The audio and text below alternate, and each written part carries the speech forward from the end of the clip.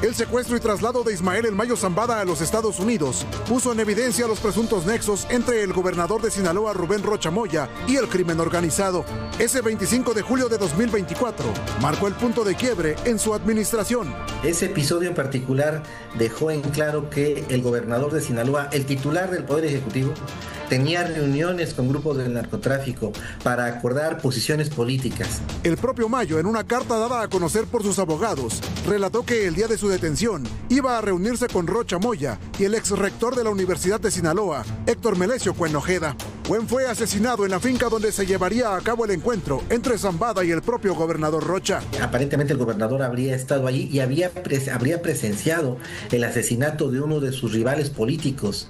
Es decir, el gobernador de Sinaloa desde hace tiempo se convirtió en una bisagra entre la élite política local de Morena y el cártel de Sinaloa. La Fiscalía del Estado mintió originalmente al decir que el exrector fue baleado en una gasolinería. Luego la Fiscalía General de la República desarmó el montaje y exhibió que se alteró la verdad sobre el crimen del exrector. Rocha Moya dijo que ese día no estaba en la entidad, pero desde los señalamientos del Mayo Zambada, el gobernador fue duramente cuestionado. Sin embargo, su figura pasó a ser un mero cuadro decorativo, opacado por el sangriento enfrentamiento entre las dos facciones en las que se dividió el cártel de Sinaloa, los Chapitos y los Mayos. El Estado vivió entonces un baño de sangre.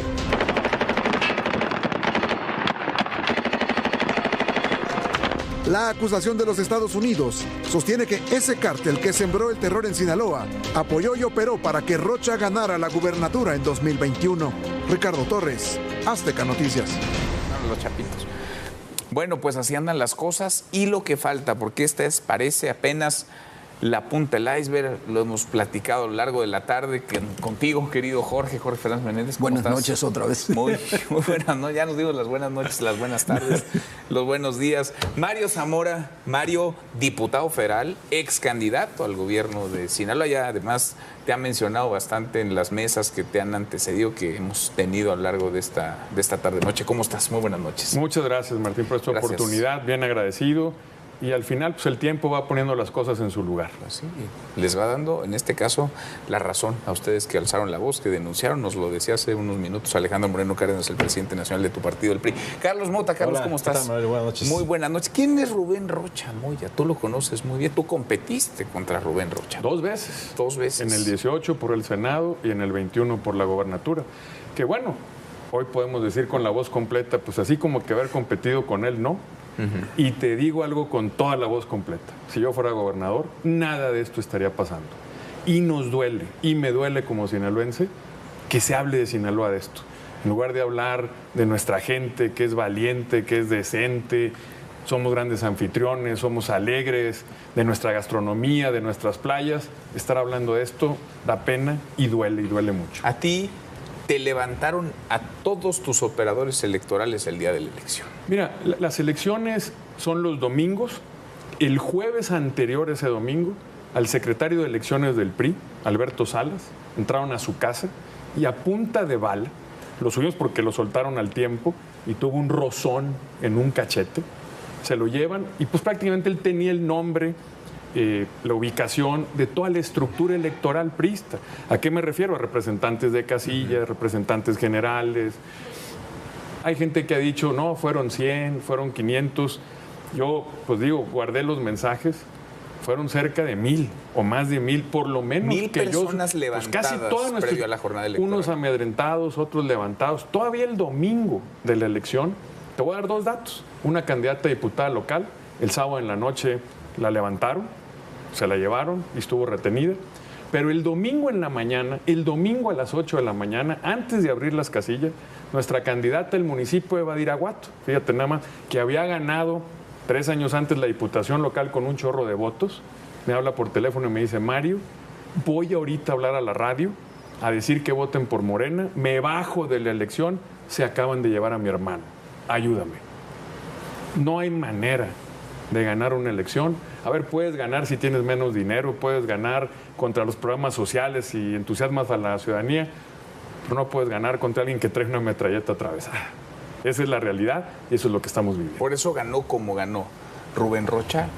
Y sabíamos, Jorge, y lo hemos platicado, no de ahora, lo hemos conversado hoy, pero lo hemos platicado desde hace meses, años incluso.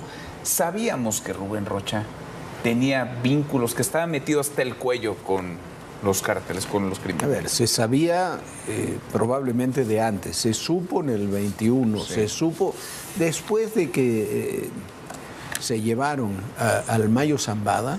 Era evidente la relación de Rocha, que además lo platica el propio Mayo Zambada, están los testimonios. Es imposible decir que no se sabía. Hoy Estados Unidos, o ayer para ser estrictos, Estados Unidos presenta estos pedidos de extradición y demás, pero lleva un año Estados Unidos presionando exactamente por estos temas y por estos mismos personajes. Escribimos, y lo dijimos aquí en Todo Personal, en el 22, cuál era la relación del senador Insunza con todos los grupos del narcotráfico y de los chapitos, precisamente, desde el Culiacanazo, por lo menos. Y cómo se habían hecho las reuniones, porque teníamos información. Uno no descubre el hilo negro, ni es que teníamos la información y lo pudimos publicar. Entonces, eso es lo que resulta increíble, que se haya dejado llevar a este límite que, como tú decías al inicio, que lo hemos dicho muchas veces a lo largo de esta tarde, esta noche, es el inicio, es la punta del iceberg. Esto no es la conclusión de una gran investigación. Esto es el primer capítulo de un libro que será, todo indica, muy extenso. Y el gobierno federal tiene muy pocas horas para dar una respuesta seria y sensata a este tema. Lo que hemos escuchado hasta ahora de la Cancillería y de la Fiscalía, me parece que están tomando el camino exactamente el más equivocado que pueden tomar, que es el de desestimar los temas, decir que no hay pruebas suficientes. ¿Por qué? Porque Estados Unidos, con la cantidad de personajes del cártel de Sinaloa que tienen allá, tienen elementos para pruebas a pasto. Pues sí, ¿no? Porque tomar esa posición o manifestar esa postura es tanto como encubrir, seguir protegiendo, seguir solapando, seguir cobijando a un narcogobernador, le podemos decir ya narcogobernador a Rubén Rocha. Es gravísimo lo que estamos viendo. Yo creo que estamos ante el segundo día más importante de la política mexicana desde el 2 de julio del año 2000, cuando el PRI pierde la elección. Y después entramos en esta incipiente democracia que hemos tenido en estos años, y incluso la elección de López Obrador yo no creo que sea tan importante, aunque sus seguidores seguramente así lo ven, como lo que ha ocurrido el día de hoy. Y este día es realmente fundamental porque tiene el potencial de alterar dramáticamente la ruta que estaba siguiendo la política nacional hasta ahora, que, como bien dice Jorge, como bien se está diciendo, pues llevamos un tiempo ya sabiendo qué es lo que estaba ocurriendo. Yo tuve comunicación hoy con gente muy cercana a la Casa Blanca que me dicen, esto es algo que estaba en el escritorio listo para solicitar al gobierno de México la extradición durante más de un año, ¿no? Y está a prueba, yo creo que dos temas fundamentales. En primer lugar, la voluntad, y en segundo lugar, la velocidad. La voluntad de respuesta del gobierno de México, como bien dice Jorge, pues es algo que tendrá que saberse para qué lado va, ¿no? Si va para el lado del Estado de Derecho, con los Estados Unidos, digamos, salvaguardando la integridad de la nación, conforme todos lo queremos, o si está del lado de los narcopolíticos y va a proteger a Morena. Los indicios que tenemos hasta el momento es que va a ser lo segundo, pero no sabemos realmente cuál sea la postura formal de la presidenta, a ver si mañana temprano la dice. Ese es el otro tema, la velocidad con la cual responda. Si entra en una ruta de estira y afloja para el tema de las pruebas, que si son suficientes, no son suficientes, un papel que se tiene que firmar, un oficio de aquí para allá, creo que la paciencia que ya se agotó en la Casa Blanca, pues no va a tener más minutos extendidos, y la ruta que me dicen en Washington puede seguir la Casa Blanca es tomar una acción directa en territorio mexicano para extraer a los personajes si el gobierno mexicano no hace nada. Sí, porque si no hay contundencia, se estaría confirmando que lo que existe es complicidad, que lo que se busca es seguir encubriendo a un personaje que es botón de muestra, no será el único, pero es botón de muestra de una manera de hacer política, que pasa por el financiamiento de las campañas, por la comisión de delitos, por el pago de favores y después por el control de un gobierno, el gobierno total, digamos, bajo dominio, pues ya no de un cártel o de un grupo criminal. es un gobernador que es representante o que forma parte o que milita, que es integrante de alguna de estas facciones del narcotráfico. Déjame decirte dos cosas, Manuel, que creo que son importantes. No solo estamos hablando del gobernador, la lista hay 9. Hay un senador en funciones, un alcalde, el alcalde de la capital de Culiacán, un secretario de Finanzas y una buena parte, pues, desde un vicefiscal de la Fiscalía, directores de policía. Pero déjame decirte algo, yo creo que no se trata de hacer politiquería ni nada. Tienen todos ellos el derecho a defenderse. Adelante, no vamos a prejuzgar que se defiendan, pero los sinaloenses tenemos el derecho a conocer la verdad. Hace un año, Manuel, en tribuna lo dije, está el libro de los debates, oye, si tu principal socio comercial le retira la visa a un personaje público, dígase alcalde, dígase gobernador, dígase, lo menos que el Estado mexicano debería hacer, oye, pues ¿por qué le perdiste la confianza? ¿Qué pudo haber hecho para que se la quites? Aquí tenemos instituciones, ¿dónde está la unidad de inteligencia financiera? ¿Dónde está la inteligencia militar? ¿Dónde están las fiscalías? Tienen que investigarlos. Y nos tiene que quedar muy claro si son o no son. Y creo que como clase política, independientemente del partido en el que militemos o de la ideología que podamos tener, tenemos que decir, esta raya no se puede cruzar. Te voy a decir qué nos dicen en Sinaloa, los viejones de antes. El fuera de la ley no puede ser la ley. Porque cuando eso sucede, se vuelve anarquía. Y en la anarquía nada florece. Nomás voy a poner un botón de muestra.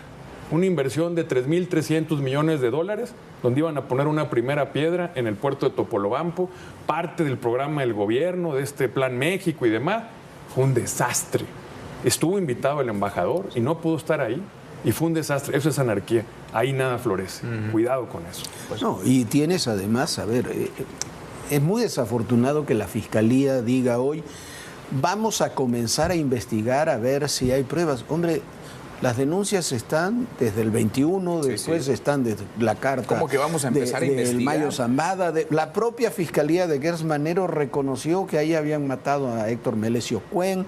Y demás, el montaje de la Fiscalía local. El montaje de la Fiscalía local. Y la Fiscalía no de Gers Manero y hasta ahora la de Ernestina no hicieron absolutamente nada. Ahora van a comenzar a investigar. Un tema que platicábamos también hace unas horas. Supongamos que pide licencia a Rubén Rocha. ¿Quién va a gobernar? ¿A quién vas a poner? ¿Por qué? Porque lo que está denunciado, hay que insistir en eso, y es lo que lo hace completamente inédito, no es un gobernador. Está denunciado un gobernador y toda la estructura política y de seguridad y de justicia del Estado. Está el alcalde, está el exsecretario de gobierno que ahora es senador y que quería ser el sucesor, está los exfiscales. Cuando uno ve la Estamos hablando de un Estado fallido. Un narcoestado, decíamos. Un narcoestado. Y cuando uno ve la acusación y cuando cuenta la historia que cuenta la acusación, se retrotraen, no es una ocurrencia, se retrotraen hasta 2018. Las primeras reuniones que se realizan, cómo se van realizando, las reuniones que tienen con el secretario de Finanzas, las que tienen con Insunza, cómo operan la elección del 21, cómo van operando después los distintos procesos. Hay denuncias de todo tipo y tienen los testimonios de los personajes centrales. Dice que son Ovidio, los Chapitos y el Mayo Zambada. Y yo diría, para beneficio de la audiencia, que es muy importante, pues nosotros quizá aquí cuantas personas hemos leído esta acusación que fue pública el día de hoy, son 34 páginas, está en español, pero cualquiera la puede leer. Sí. Y ahí se documenta paso a paso lo que, como bien está diciendo Jorge, ocurrió en 2018, 2019, 2020, quiénes fueron, cuánto dinero, recibían ahí algunas fotos sobre lo que parece ser hasta como una nómina, ¿no? La narconómina de los Chapitos. De cómo se llama la persona, cuánto recibía mensualmente en dólares, quiénes son, en qué momento se reunieron. Vaya, está totalmente documentado, ¿no? Y seguramente, pues cuando viniera un juicio en los Estados Unidos, pues habría una descarga de pruebas tremenda y como bien se está señalando, pues tendrían derecho a defenderse y tal, pero muy importante que el Estado mexicano no solape eso ante la evidencia que estamos leyendo esta tarde. Es algo que está documentado. De una acusación que ya pasó por un gran jurado. Además, porque hay que recordar eso. Esta acusación pasó por un gran jurado para ver si había elementos suficientes para presentar la acusación. Y no hay que olvidar, tienes prácticamente 100 narcotraficantes mexicanos en Estados Unidos que te ayudan a armar o que te permiten judicializar este tipo de señalamientos y de acusaciones, darle soporte. Ahora, yo me niego a pensar que esto se termine en Rubén Rocha, porque si fuera Rubén Rocha y ya, no veríamos el nivel de encubrimiento que vemos de la dirigencia morena, de los gobernadores que salen prestos a publicar un desplegado, de legisladores, diputados, senadores, que siguen metiendo las manos al fuego por Rubén Rocha. Esto es más grande, Mario. No, definitivo. A ver, ¿qué requiere Sinaloa ante la sospecha? Confianza. También es la gran oportunidad para este gobierno. Oye, estamos en la renegociación o en la revisión, como le quieras llamar, del Tratado de Libre Comercio, donde la economía mexicana prácticamente sustenta su viabilidad. Y este tipo de cosas nos van a hacer que perdamos todo eso. Oye, atrás de eso hay familias, hay empleos, hay oportunidades. Yo tengo 2 nietas, una de 2 años, una de 2 meses. No se lo merecen. Culiacán, no lo digo yo, la capital, 1 millón de habitantes. Una encuesta de INEGI dice: 9 de cada 10 ciudadanos en Culiacán dicen vivir con miedo. Nadie se merece eso. Esta es la gran oportunidad de cortar de raíz y tope donde tope. El asunto es que pesa más, Tope ¿no? donde tope. Si realmente pesa más eso, el beneficio de los mexicanos, la relación bilateral Nada con debe nuestro pesar principal más que socio nuestro país. comercial. Hoy en el Congreso dijeron no, que aquí somos patriotas, que un soldado en cada hijo te dio. Es momento de mostrarlo con hechos, no con propaganda. Yo creo lo ni que con tú rollo, dices, pero ¿qué con pesa hechos. más para el gobierno? ¿Qué va a pesar más para la 4T, para Morena? ¿Va a pesar más esto que tú dices o va a pesar más la complicidad, el encubrimiento? Porque ¿qué le sabe Rocha o qué le saben ellos? El propio Rocha dijo que ni siquiera estaba primero en las encuestas de Morena, que llega como candidato a gobernador porque lo puso López Obrador y que tiene toda la confianza, y López Obrador se cansó de decirlo. Yo creo que el gobierno se encuentra, la administración, la presidenta Sheinbaum se encuentra desde hace ya algunas semanas en un conflicto que tiene que resolver. La narrativa de la soberanía mal entendida, que es esto de que no podemos hacer nada contra nuestro movimiento, que todo esto va a afectar al país, o la narrativa de la lucha contra la corrupción, que es lo que le permite tener gobernabilidad y futuro al país. Si se opta por el primer discurso, que es proteger, el gobierno se va a tornar inviable. No tenemos condiciones como para entrar en un enfrentamiento directo con Estados Unidos. Veamos Venezuela, hombre, simplemente. No hay que inventar, nadie inventa el hilo negro en esto. Entonces, no hay condiciones para eso. La única opción, la opción real y la mejor para el país, es decir, vamos a luchar contra la corrupción.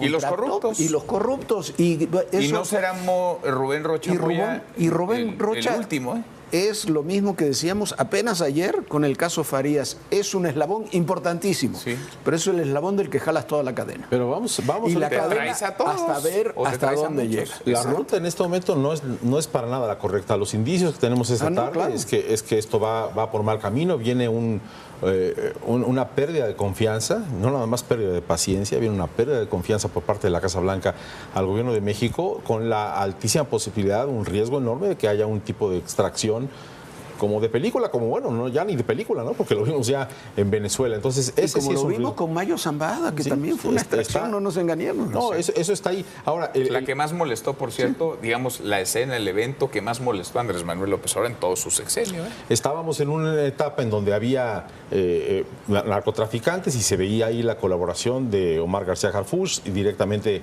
confianza con la Casa Blanca. Luego estaba la parte financiera, que la Casa Blanca y el gobierno de Estados Unidos directamente pueden cerrarle la llave a los financieros del tema narco, pero estaba esta parte pendiente y eso es lo que está cambiando la historia, ¿no? La parte de narcopolíticos en donde la paciencia se agotó y entramos en otra ruta. Oye, a ver, yo me acuerdo que las propias instituciones del gobierno mexicano, y ya en hablar de las electorales que han sido tripuladas, que están cooptadas por el oficialismo, pero desecharon el financiamiento ilegal durante la campaña de Sinaloa. Ahí hay complicidad también, porque validaron esto que ahora Estados Unidos está señalando, que es la compra del voto, la manipulación electoral, el financiamiento ilícito para hacerse del poder, para llegar a la gubernatura.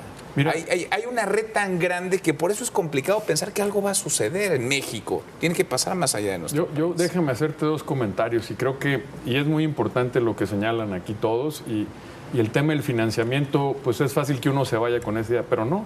Fíjate lo que pasó en el municipio de Chihuahua. Alex, que es diputado de Chihuahua, es el presidente del PRI, me dice, fíjate, Mario, en ese municipio no pudimos poner candidato.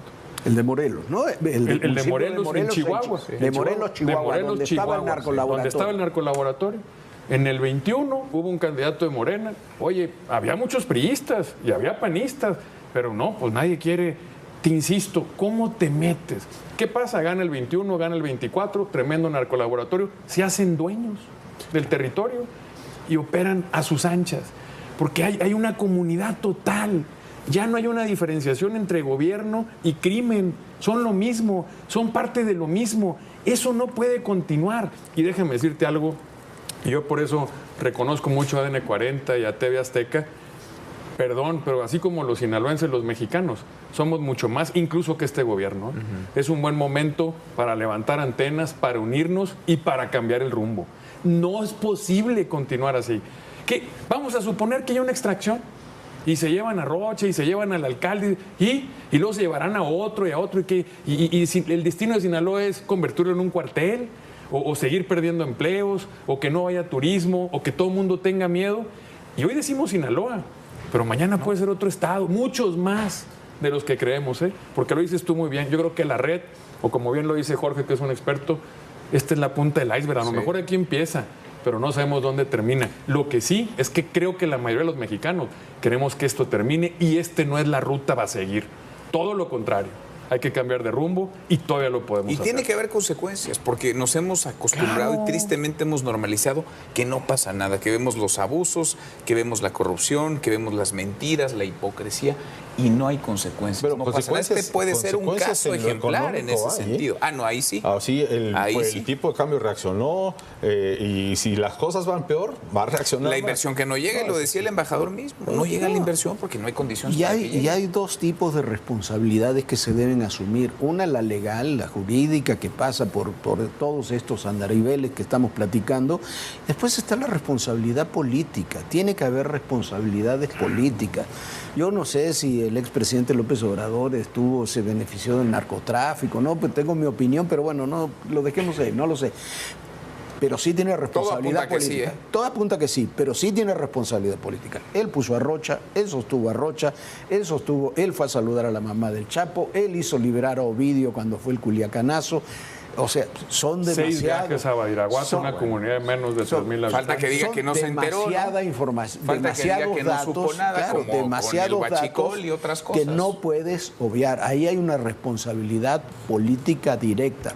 No se puede obviar ni se puede esconder. A ver, pero cuando eres presidente de la República, las responsabilidades políticas son responsabilidades legales también. Porque tú tienes responsabilidad política sobre un gobierno que encabezas, que diriges.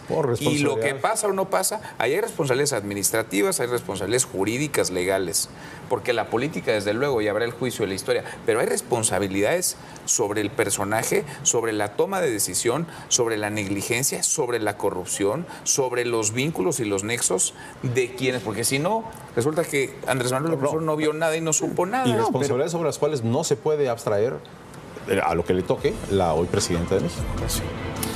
Pues a ver dónde topa esto. Déjame acabar con algo, porque para mí es un gran día y hay que tener esperanza. La justicia llega, a veces se tarda. Decía mi abuela, el que toma chocolate, que pague lo que debe. Veremos a ver dónde topa. Carlos, gracias. Mario, gracias, muchas gracias. Gracias, Jorge. Gracias. Hasta mañana y gracias por acompañarnos a lo largo de esta cobertura. Pásala muy bien.